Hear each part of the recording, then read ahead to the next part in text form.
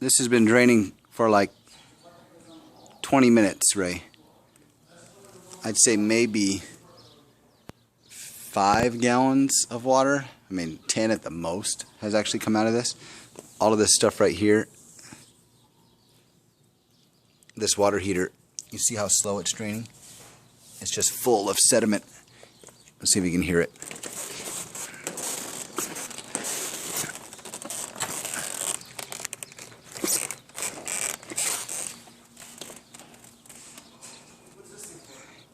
It's heavy.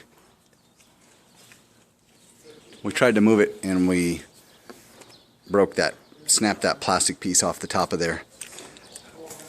But